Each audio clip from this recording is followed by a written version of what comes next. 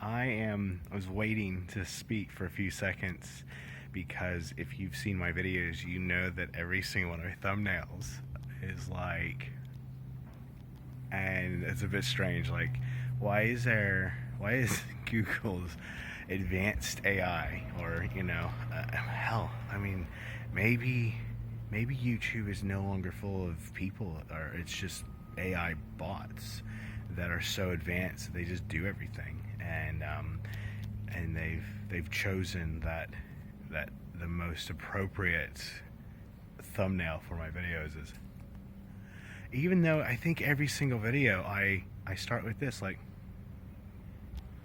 some sort of like smile or something, and they could do that, just take literally take the 10th frame in their system. But no, it's always like, and I don't know, maybe the robots at YouTube, that to them that's what a human expression is.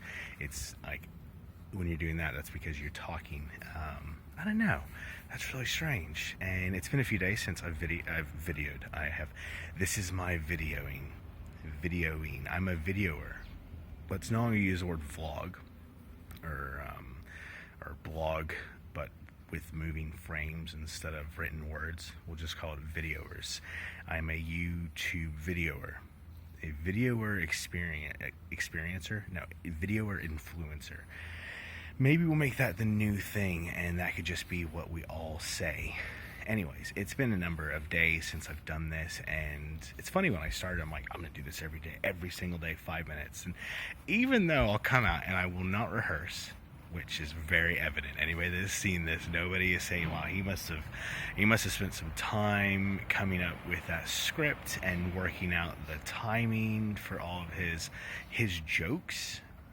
No, it's very evident that I'm not practicing, that I'm literally just coming out to my backyard, and I'm picking the place that has this thing on purpose, and I'm just talking. I'm not even bothering to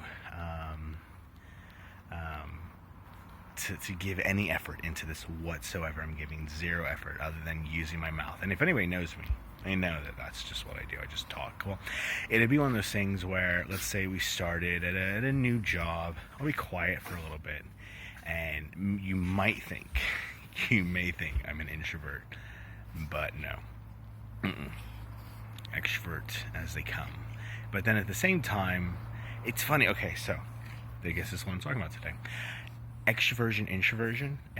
Who's familiar with these terms? They're quite popular now, and I don't know how long they've been popular, but it's definitely more in the lingo now than when I was a lad, not a lass, a bairn, a young boy, a young man. Am I a man? I don't think I'm the age that I am. I don't think I'm anything. Anyways, when I was younger, less age now, less revolutions around our sun have passed me in the past than they have now.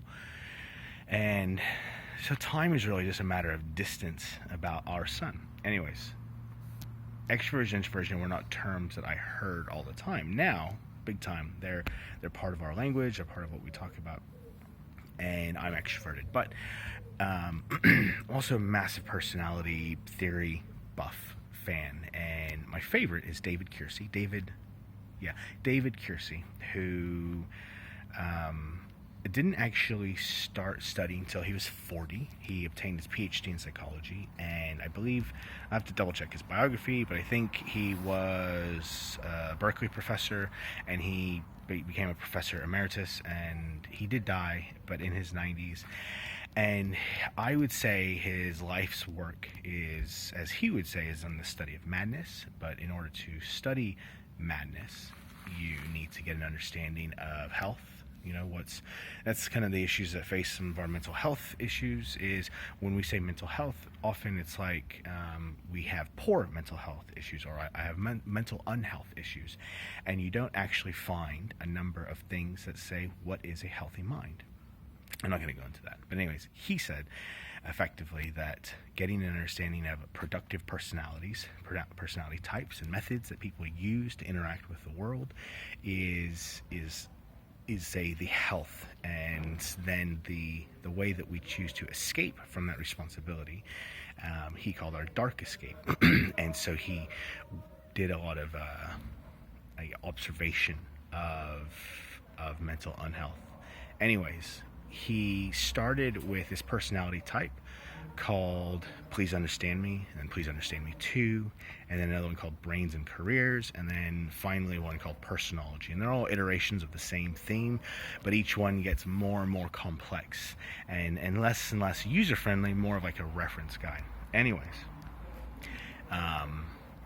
his big discussion on personality types is my dog is barking, is rather than talking about the inner workings of the mind, but why not, let's talk about what you can see.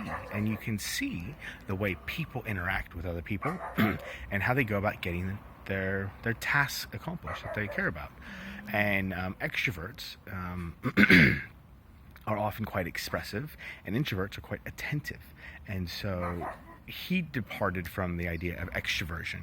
If you look at a Carl Jung description of extroversion and introversion, it's kind of like, and I'm paraphrasing and I'm just riffing. Again, I don't have a psychology degree, a lot of reading years, but he would say that introversion, extroversion is basically where you flow with energy. Introverts flow with internal, reserved energy, and they get drained if they're around people. And extroverts are the opposite.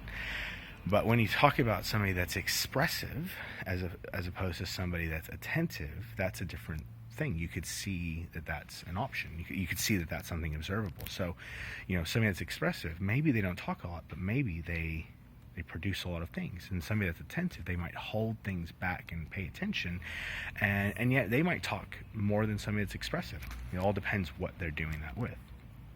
And I'm quite expressive. I love to express myself and my ideas, and often if they're not wanted, or people are like, that's ridiculous, why would you ever do that? Because I'm trying to figure out, things that, what if, and I'm not saying that that's like always the most like noble of what ifs or large picture what ifs, but just like often it'll be something like, what if the Statue of Liberty was actually a robot and dormantly sleeping and could just get off of her island whenever she wanted? And I'm saying that to somebody that might be like, the Statue of Liberty is like hallowed ground. It's the sign of freedom in the world. We know different. Anyways, so my what ifs can be meaningless. Often they are meaningless. I don't know. I'm rambling. Today's a great day here in Scotland. It's sunny. It's going to be so hot, like maybe 75 degrees Fahrenheit. It's just burn. It's a scorcher. Even though I come from a town in Northern California where hot is like 110 degrees Fahrenheit, or that's like that's going to be what summer is. It changes. Anyways, I wanted to say hi. Things I'm thinking about. I just read a book called Scrum, The Art of Doing Twice the Work with half the effort or half the time. I'll talk more about that later. It's a really good book to read, and I'm implementing some of the things. So look up Scrum and look at how you can use it to accomplish your tasks, because it will help you in the way you see things and the way you can speed things up. Anyways, just want to say hi, and everybody have a great day. If you liked listening to this, hit like, hit subscribe, and smash that like button. That's the word going around, isn't it? Anyways, okay, see ya. Bye.